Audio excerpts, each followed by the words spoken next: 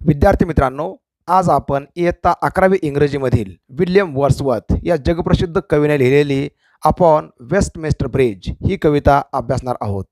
William Wordsworth हे इंग्रजी भाषेतील एक रोमॅन्टिक पोएट म्हणून सर्व परिचित आहेत. निसर्ग व सामान्य लोक या प्रमुख विषयावर त्यांनी अनेक कविता लिहिलेल्या आहेत. अपॉन वेस्टमिन्स्टर ब्रिज हे एक सुनीत काव्य आहे. या प्रकारच्या कवितेमध्ये एकूण 14 ओळी असतात. कवितेचे संपूर्ण शीर्षक composed upon Westminster bridge September 3, 1802 असे आहे. या शीर्षकावरून आपणास कविता कोणत्या ठिकाणाबद्दल व कधी लिहिली गेली याचा बोध होतो. कवी विल्यम वर्ड्सवर्थ अगदी भल्या पहाटे वेस्टमिन्स्टर ब्रिजवरून प्रवास करत असतात. या पुलावरून प्रवास करत असताना कवी लंडन शहराचा काही भाग, संथपणे वाहणारी थेम्स नदी व आजूबाजूचा निसर्गरम्य परिसर पाहतात. हा संपूर्ण परिसर पाहून कवी खूपच प्रभावित होतो. काही क्षण कवी पुलावर थांबून या सौंदर्याचा आस्वाद घेतो. हा संपूर्ण अनुभव कवीने या कवितेमध्ये कथन केलेला आहे. या व्हिडिओ लेक्चरमध्ये संपूर्ण कवितेचे मराठीतून विश्लेषण केलेले आहे. तसेच भाषिक अलंकार व कवितेचे रसग्रहण यासंबंधी माहिती दिलेली आहे. चला तर मग सुरुवात करूया या कवितेला. Let's enjoy the poem. कवितेच्या ओळी पहा. Page number 82. Upon Westminster Bridge earth has not anything to show more fair. Dull would he be of soul who could pass by. A sight so touching in its majesty, this city now doth like a garment wear. The beauty of the morning, silent bare. Ships, towers, domes, theatres, and temples lie open unto the fields and to the sky, all bright and glittering in the smokeless air. Never did sun more beautifully step in his first splendor, valley, rock, or hill. Never saw I, never felt a calm so deep. The river glideth at his own sweet will. Dear God, the very houses seem asleep, and all that mighty heart is lying still. William Wordsworth. These are the poetic lines. इथं पाहतो आपण पहिल्या 8 ओळीचा एक stanza आहे की ज्याला म्हणतो आपण ऑक्टेव, आणि दुसरा एक स्टांजा आहे 6 ओळीचा, याला म्हणतो आपण सस्टेट. सॉनेटमध्ये अशा प्रकारे 2 स्टांजा असतात, ऑक्टेव आणि सस्टेट. आणि आपली पोयम म्हणजे हे एक्झाम्पल आहे, एक्झाम्पल ऑफ पेट्रार्चन सॉनेट. यानंतर कवितेमध्ये आलेले नवीन शब्द पाहूया. Sonnet means a poem of 14 lines. Sonnet म्हणजे सुनीत काव्य की ज्यामध्ये 14 ओळी असतात. More fair means more beautiful म्हणजे अधिक सुंदर. डल मीन्स इनसेन्सिटिव्ह म्हणजे अरसिक किंवा असंवेदनशील. टचिंग मीन्स इमोशनली मूव्हिंग म्हणजे हृदयस्पर्शी. Majesty means magnificence. Impressive beauty म्हणजे भव्यता, ऐश्वर्य. गारमेंट मीन्स क्लोथ्स म्हणजे वस्त्र, कपडे किंवा म्हणतो आपण ड्रेस. ग्लिटरिंग मीन्स शायनिंग म्हणजे चमकदार. स्टिप मीन्स टू कवर विथ म्हणजे वर येणे किंवा विस्तारणे. स्प्लेंडर मीन्स ग्रँजर म्हणजे तेजस्विता, वैभव. मायटी हार्ट इथे अर्थ असेल पीपल इन द सिटी किंवा म्हणून आपण लंडन शहरातील लोक यांचे वर्णन केलेले आहे मायटी हार्ट या शब्दामध्ये. नंतर पाहूया archaic words. Old English words are called archaic words. जुन्या इंग्रजी भाषेतील जे काही शब्द आहेत ते शब्द सध्या प्रचलित नाहीत. अशा जुन्या इंग्रजी भाषेतील शब्दांना आपण आर्केइक वर्ड्स असे म्हणतो. आलेल्या कवितेमधील असे शब्द पहा. DOTH डथ म्हणजे डज किंवा म्हणतो आपण सहाय्यकारी क्रियापद डज म्हणजेच डथ. अनटू मीन्स अंटिल किंवा टू. अनटू म्हणजे पर्यंत किंवा च्याकडे. ग्लायडेथ, ग्लायडेथ म्हणजे टू ग्लाईड किंवा टू फ्लो. इथे अर्थ आहे कवितेमध्ये वाहने. आता आपण पाहूया ॲनालिसिस ऑफ द पोयम. कवितेचे संपूर्ण टायटल ते आहे पहा, composed upon Westminster bridge September 3, 1802. म्हणजे वेस्टमिन्स्टर ब्रिज या ठिकाणाहून किंवा या ठिकाणाविषयी लिहिलेली 1802 साली ही एक कविता आहे. आणि या कवितेमध्ये 200 वर्षापूर्वीचे लंडन शहर कसे होते, त्या ठिकाणचं जे काही निसर्गरम्य वातावरण असेल ते कसं होतं, याचं वर्णन या कवितेमध्ये विल्यम वर्ड्सवर्थ यांनी केलेलं आहे. वर्णन करताना कवी काय म्हणतो ते या ओळीमध्ये पहा. Earth has not anything to show more fair, dull would he be of soul who could pass by. A sight so touching in its majesty, this city now doth like a garment wear. इथं वर्णन करताना कवी सांगतो पहा, कवी कसं म्हणतो पहा, earth has not anything to show more fair. पृथ्वीकडं यापेक्षा सुंदर असं दृश्य दाखवण्यासाठी नक्कीच नाही. म्हणजेच पृथ्वीवरील सर्वात सुंदर दृश्य जर कोणतं असेल तर ते दृश्य वेस्टमिन्स्टर ब्रिजवरून जे काही दिसतं ते दृश्य अतिशय सुंदर आहे. कवी पुढं सांगतो, dull would he be of soul who could pass bye. कवी सांगतो की एखादा अगदी अरसिक असंवेदनशील व्यक्तीच अशा सुंदर दृश्याकडे दुर्लक्ष करून पुढे निघून जाईल. A sight so touching in its majesty, this city now doth like a garment wear. या ठिकाणी कवी पुन्हा सांगतो की हे जे दृश्य आहे हे दृश्य अतिशय सुंदर आहे आणि अतिशय हृदयाला स्पर्श करेल अशा प्रकारची सुंदरता या दृश्यामध्ये आहे. आणि या संपूर्ण शहराने इथं म्हटलं पहा, this city means London city. Doth हा आहे आर्कॅइक वर्ड म्हणजेच ओल्ड इंग्लिश वर्ड, याचा अर्थ होतो does. This city now doth like a garment wear. जसं काय लंडन शहराने सुंदर सुंदर कपडे किंवा वस्त्र परिधान केलेले आहेत, असे हे नटलेले सुंदर शहर कवी वेस्टमिन्स्टर ब्रिजवरून पाहत आहे. The beauty of the morning silent bare, ships, towers, domes, theatres and temples lie open unto the fields and to the sky, all bright and glittering in the smokeless air. कवी इथं या दृश्याचे वर्णन करताना सांगतो, the beauty of the morning silent bare.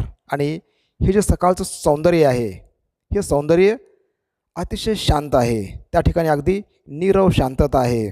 आणि या Westminster ब्रिजवरून कवी पाहतो की काही जहाजं आहेत, टावर्स आहेत, घुमट आहेत, काही थिएटर्सच्या बिल्डिंग्ज आहेत आणि काही टेम्पल्स पण आहेत.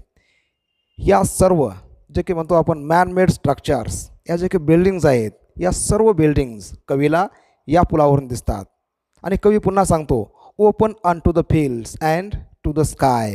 आणि हे जे दिसणारं दृश्य असेल, हे जे काही वेगळ्या इमारती असतील, तेव्हा लंडन शहर कुठे संपते आणि निसर्ग कुठे सुरू होतो याची अशी कोणतीही बॉर्डर लाईन त्या ठिकाणी नाही. आणि संपूर्ण दृश्य हे कवी त्या ठिकाणावरून पाहत आहे. आणि कवी पुन्हा सांगतो, all bright and glittering in the smokeless air. आणि सकाळच्या त्या अगदी प्रसन्न वातावरणामध्ये हवासुद्धा अगदी स्वच्छ आहे आणि त्या ठिकाणी हवेमध्ये कोणताही धूर नाही. इथं कवी म्हणतो पहा, स्मोकलेस एअर म्हणजे एअर विदाऊट स्मोक. आणि हवेमध्ये स्मोक किंवा धूर नसल्यामुळं हे संपूर्ण जे काही इमारती आहेत या अगदी चमकत आहेत, या तेजस्वी दिसत आहेत. आणि हे सुंदर दृश्य कवी या ठिकाणी वर्णन करून सांगत आहे. या कवितेमधील ज्या पहिल्या 8 ओळी आहेत यांना म्हणतो आपण ऑक्टेव्ह. नंतर पुढचा स्टांजा पहा की जो आहे 6 ओळीचा, ज्याला म्हणतो आपण sestet. Never did sun more beautifully steep in his first splendour, valley, rock or hill.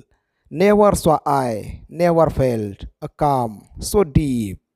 कवी वर्णन करताना दृश्याचे पुन्हा सांगतो, never did sun more beautifully steep. आणि हे जे काही सूर्यदर्शन असेल किंवा सूर्याची किरणं सर्वत्र पसरलेली आहेत. मग ते मानवाने केलेलं बांधकाम असो किंवा निसर्गात दिसणारं जे काही झाडं झुडपं असोत, हे सर्व दृश्य अगदी सुंदर दिसत आहे. मग ज्या दऱ्याखोऱ्या असतील, खडक असतील, डोंगर टेकड्या असतील, या संपूर्ण ठिकाणी सूर्यकिरणामुळं एक प्रकारची चमक आलेली आहे. कवी पुन्हा सांगतो, नेव्हर स्वा आय. या ठिकाणी कवीने एक अलंकार वापरलेला आहे, इन्व्हर्शन, म्हणजे शब्दांचा क्रम मागं पुढे केलेलं आहे. नेव्हर स्वा आय म्हणजेच आय नेव्हर स्वा. आणि अशा प्रकारचं सुंदर दृश्य मी यापूर्वी कधीच पाहिलेलं नाही.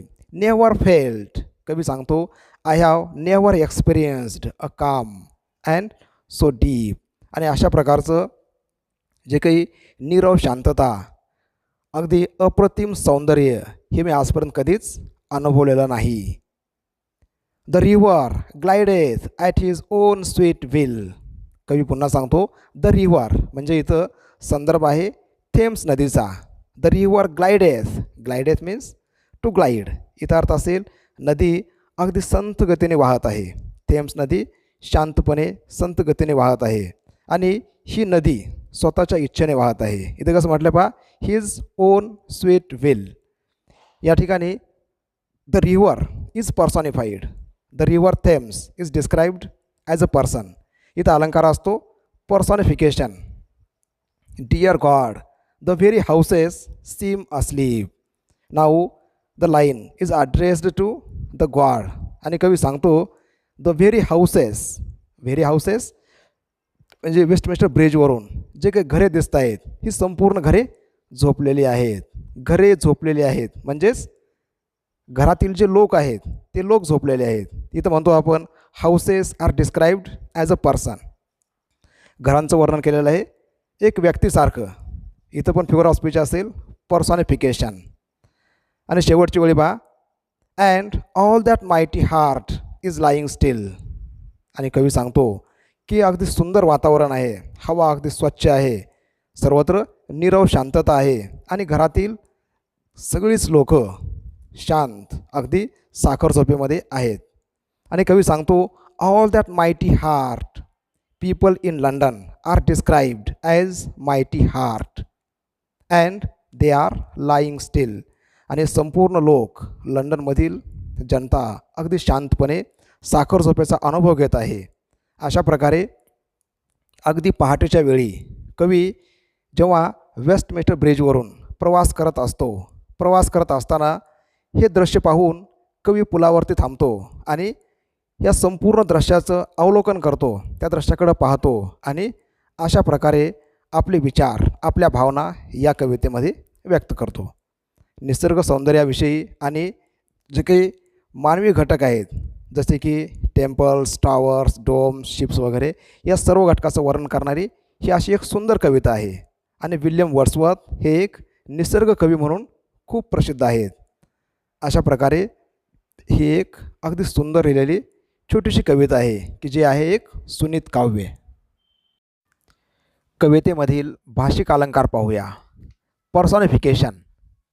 Personification is a figure of speech in which lifeless objects, things, or ideas are personified. Or we may say human qualities are given to such ideas and things.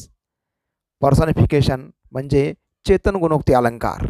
या अलंकारामध्ये निर्जीव वस्तूंचं किंवा जे काही कल्पना आहेत, आयडियाज आहेत, यांचं वर्णन मानवासारखं केलेलं असतं किंवा मानवी गुण या वस्तूंना, पदार्थांना किंवा कल्पनांना बहाल केले जातात. तो अलंकार म्हणजे पर्सॉनिफिकेशन. कवितेमध्ये आलेले उदाहरणं पहा. Earth has not anything to show more fair. या उदाहरणामध्ये दी अर्थ इज पर्सॉनिफाईड. नंतर पहा, the city now doth like a garment wear. या उदाहरणामध्ये the city London is described as a person. The river glideth at his own sweet will. या उदाहरणामध्ये the river Thames is described as a person. अशा प्रकारे कवीने कवितेमध्ये अनेक ठिकाणी पर्सॉनिफिकेशन या अलंकाराचा वापर केलेला आहे. पुढचा अलंकार आहे पहा, इन्व्हर्शन. या अलंकारामध्ये शब्दांचा क्रम थोडासा मागे पुढे केलेला असतो. जे काही ग्रामर स्ट्रक्चर असतं SVC किंवा SVO हे स्ट्रक्चर इन्व्हर्शन या अलंकारामध्ये पाळले जात नाही. उदाहरण पहा, नेव्हर स्वा आय. इथं म्हणतो आपण the word order is incorrect. तर मग पहा, the correct word order I never स्वा हे असेल करेक्ट वर्ड ऑर्डर. ज्या ठिकाणी शब्दांचा क्रम असेल मागे पुढे उलटा पुलटा तिथे अलंकार असतो इन्व्हर्शन. नंतर पहा, rhyme scheme of the poem. The poem is a Petrarchan sonnet. It is divided into 2 parts. The first part is octave. जो काही पहिला 8 ओळीचा स्टांजा आहे त्याला म्हणतो आपण ऑक्टेव. याची राईम स्कीम आहे ABBA ABBA. आणि जो सेकंड पार्ट आहे, the second part comprising 6 lines is called sestet. आणि या 6 ओळीचा स्टांजा जो आहे त्याची राईम स्कीम आहे CDC DCD. Now the last point of this video lecture, appreciation of the poem. See the question. Write an appreciation of the poem considering the following points. Now see the points about the poem, poet and title. Theme, poetic devices or language style. Special features, values, message or morals in the poem. Your opinion about the poem. Now, with the help of these points, we may write appreciation of the poem. See the first point about the poem, poet and title. Upon Westminster Bridge is a romantic poem written by William Wordsworth. The poem reveals the poet's love for nature. He also appreciates the beauty of city London. The title shows a specific place where the poem is composed. Second point, theme of the poem. Though the poet William Wordsworth is a nature poet, here he describes London city without the noise of human activities. The poet describes the clean and smokeless air. He also speaks about the Thames flowing leisurely. The poet is fascinated by the view from the Westminster Bridge. Poetic style or poetic devices. The poem is a Petrarchan sonnet. The rhyme scheme of the octave is ABBA ABBA, and the rhyme scheme of sestet is CDC DCD. The poet uses personification to describe the sun, the city London, and the river Thames. While describing the beauty of nature, the poet uses figure of speech inversion. All these devices make the poem more attractive and decorative. Special features. Usually, the poems written by William Wordsworth describe the beauty of nature. But Upon Westminster Bridge is an exception to this. Here, the poet describes the beauty of man-made structures like ships, towers, domes, theaters, temples, etc. Point number 5th, message, values or morals in the poem. The poet watches a view from the Westminster Bridge. We may think that this is an ordinary thing. The poet looks at the view in a positive way and finds a pristine beauty in it. The poem teaches us how to appreciate ordinary things. We may find beauty in everyday things. Last point, my opinion about the poem. The poem is written in simple words. It gives a great message of finding beauty in ordinary things. No doubt, there should be beauty in the eye of the beholder. In this way, we may write appreciation of the poem.